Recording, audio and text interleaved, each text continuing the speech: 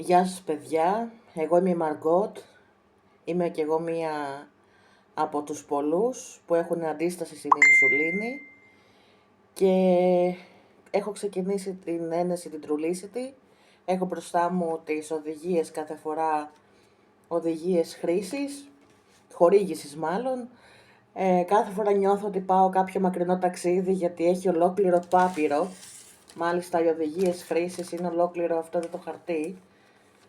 Είναι λες και είναι ένας μπούσουλας για να πάμε σε ξένη χώρα ίσως, το οποίο το έχω πάντα, εννοείται, το διαβάζω. Εδώ βλέπετε την κυλίτσα μου, η οποία έχει κάποιες ραγάδες λόγω της αυξομοίωσης του βάρους.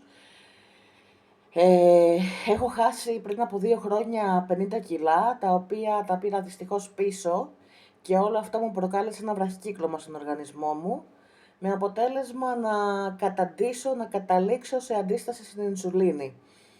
Είμαι από το Μάιο του 24 και έχουμε σήμερα 8 Γενάρη το 25 και περιμένω λίγο να ζεσταθεί, γιατί τα έχω στο ψυγείο, να ζεσταθεί λίγο για να τη χορηγήσω.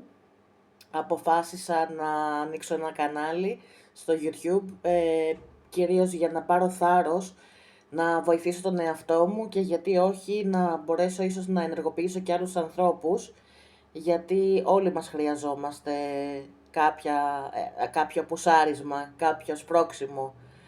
Λοιπόν, νομίζω είμαστε έτοιμοι για τη χορήγηση.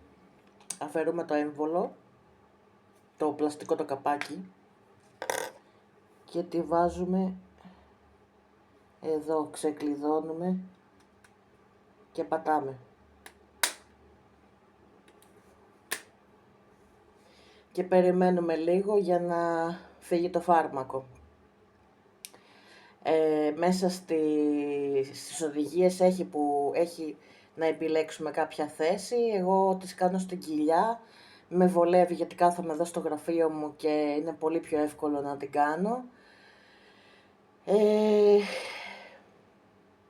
Θα περάσει λίγο καιρός και θα αρχίσω να λέω και άλλα πράγματα.